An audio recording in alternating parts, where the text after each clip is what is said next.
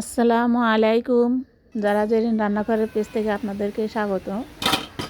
আজকে দেখাবো কালাইয়ের শাক ভাজি। আজকে কালাইয়ের শাক ভাজি করে দেখাবো আপনাদের। আমি শাকটা ছোট ছোট করে কেটে নিয়েছি, ধুয়ে সিদ্ধ দিয়েছি।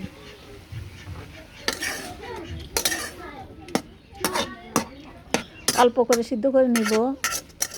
কালাইয়ের শাকটা বেশি সিদ্ধ হলে একটা কেমন যেন তামাটে তামাটে লাগে।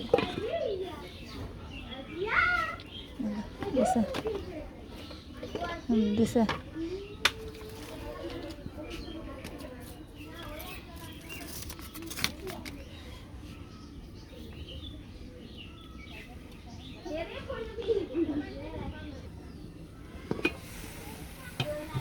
আমার শাকটা সিদ্ধ কমপ্লিট।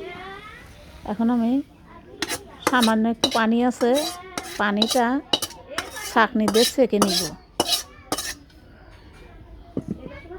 ছাঁকনি দিয়ে ছেঁকে নিয়ে এখন কড়াইতে দিব একটু তেল,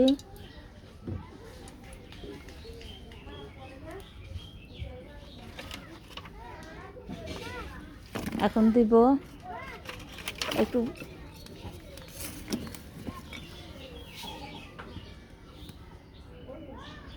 তেলটা একটু আসার জন্য, তেলটা আসা হয়ে গেছে। এখন পেঁয়াজ কুচি, কাঁচামরিচ কুচি আর একটু রসুন থেতো করে দিব।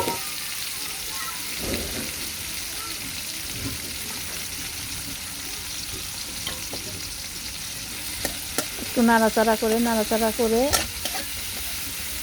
পেঁয়াজ, কাঁচামরিচ এবং রসুনটা একটু লাল লাল করে ভেজে নেব।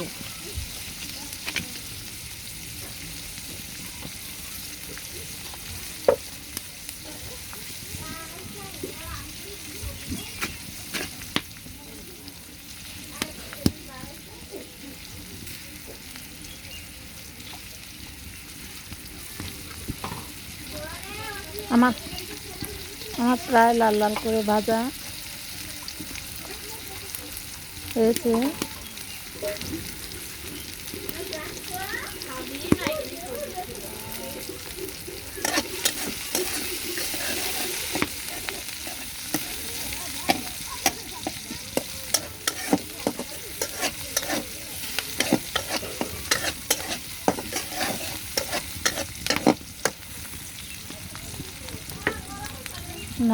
নাড়াচাড়া করে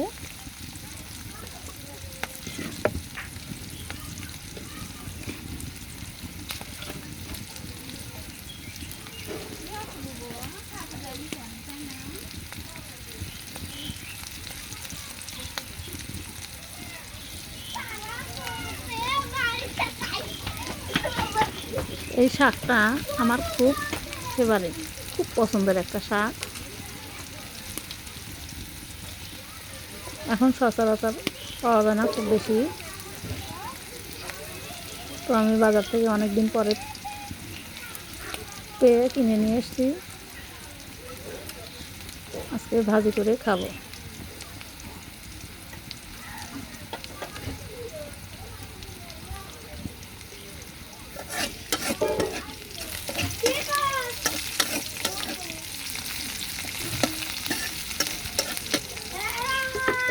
পেঁয়াজ রসুনটা লাল হয়ে এসছে। আমি এ পর্যায়ে এখন শাকটা তেলানি দিয়ে দেবো। একটু নাড়াচাড়া করে তেল, পেঁয়াজ রসুন শাকের সাথে মিশিয়ে নেব।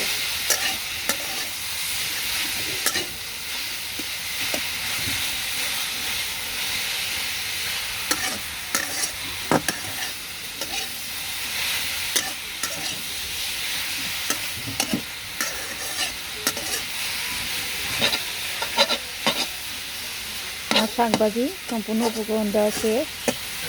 একটু নেড়ে চেড়ে নামিয়ে নিব। এখন আমার শাক ভাজিটা কমপ্লিট।